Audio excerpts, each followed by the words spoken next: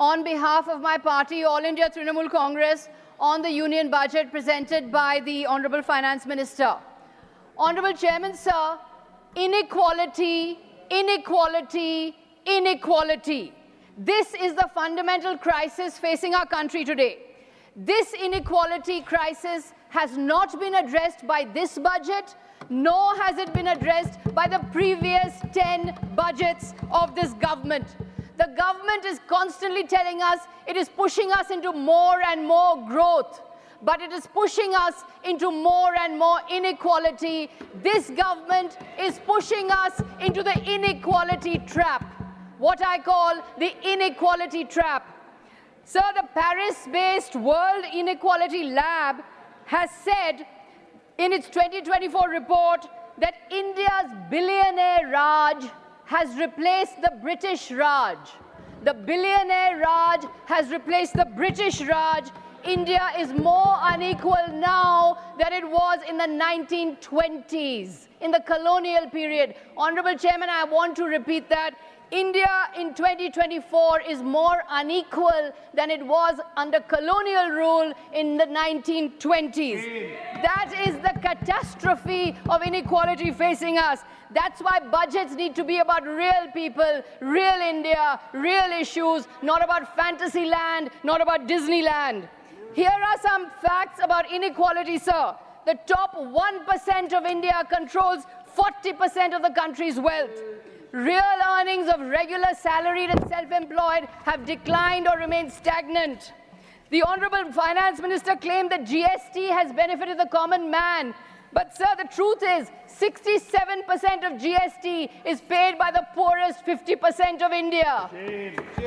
India is a country where 800 million people, sir, still depend on free food. The budget needed to challenge, needed to address this inequality trap. It needed to tackle the inequality trap. It has failed to do so. I want to present 5 examples of the inequality trap.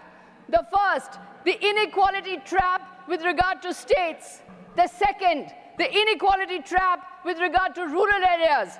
The third, the inequality trap with regard to jobs. The fourth, the inequality trap with regard to wealth and income. And the fifth, the inequality trap with health and education. The states. First, the inequality trap on states.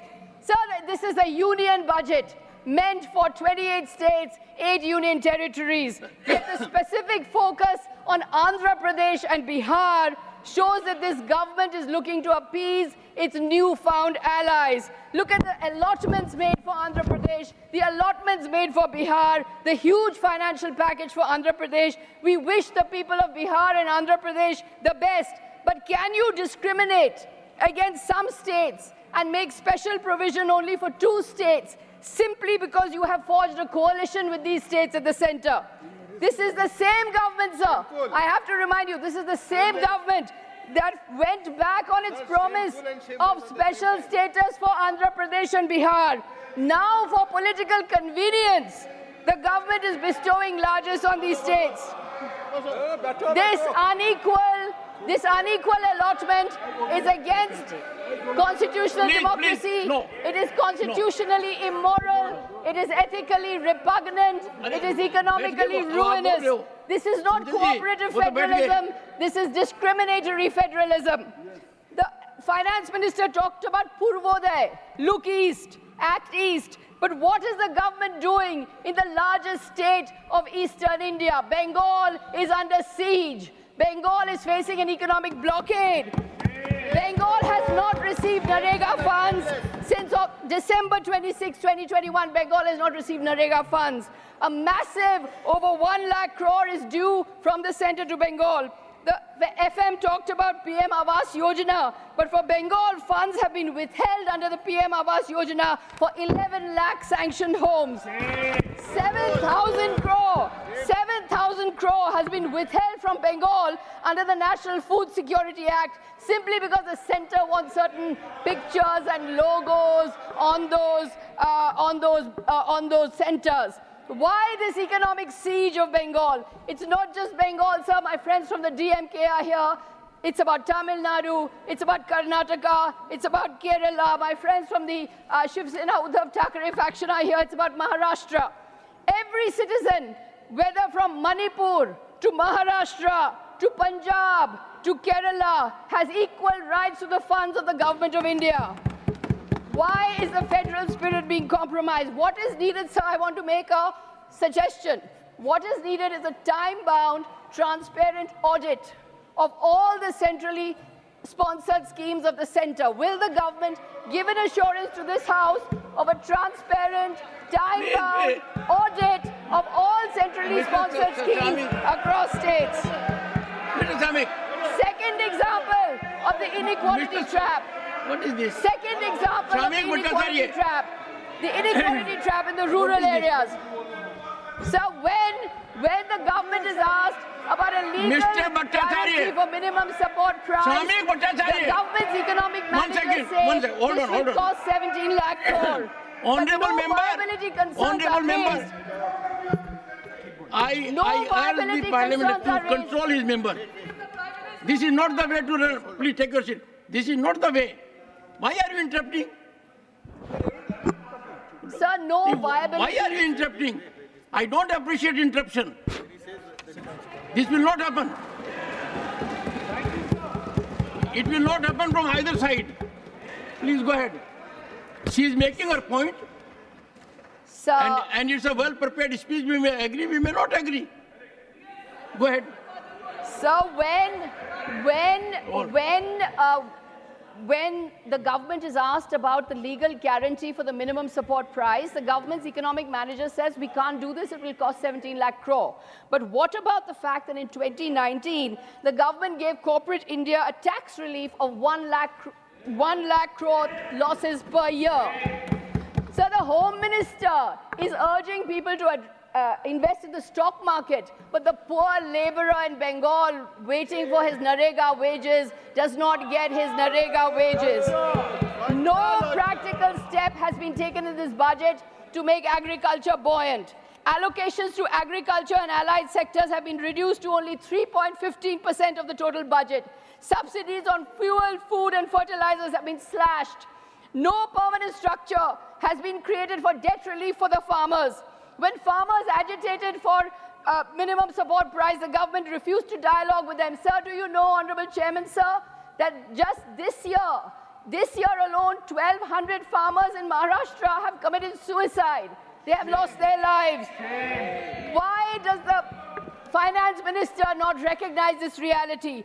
Today, in spite of the Jal Jeevan Mission hype, 22.5% of rural households only have access to piped water within their plot and yard throughout the year.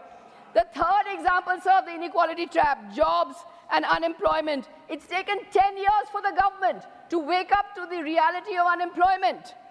That Amrit Kal and Viksit Bharat cannot happen without Rozgar.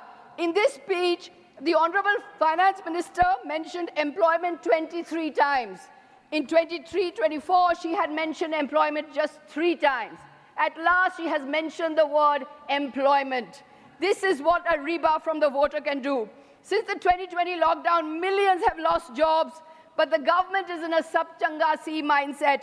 The internship and skilling program is simply not good enough. It is way too inadequate. It does not address the scale of the problem. A centrally sponsored scheme for providing paid internship opportunities in 500 top companies or some rupees as benefits to first-time employees is pure advertising and tokenism. It is not going to solve this mammoth problem of unemployment. So 42% of graduates under the age of 25 can't find a job.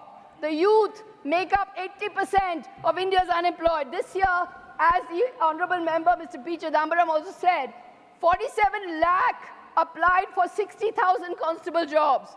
27,000 applied for 600 jobs in Air India. There has been no massive push on education to make sure that money is pumped into education, without which lakhs of Indians will remain unemployed. So hatred, religious hatred is bad for the economy. Religious hatred cannot produce growth. Recent orders were given to deny livelihoods to people on the basis of food habits. This Supreme Court has struck it down, but India can only provide jobs when we build social harmony. Joblessness is very high among the disadvantaged communities, among Dalits, among Muslims, other privileged groups. Joblessness is skyrocketing. There is nothing in this budget that provides an assurance that the government of India is standing by India's most disadvantaged citizens. There is nothing in this budget. This brings me to my fourth inequality trap, the inequality of wealth and income. The government talks of competition, but we only have oligarchy. We have a booming airline industry, but 2 operators of note. Over 1 billion mobile subscribers, but only 3 telecom companies. Sir, the rich have lavish celebrations. The rich have lavish weddings, lasting days, but only 50% Indians can afford 3 square meals. We are at 142 out of 197 in per capita income.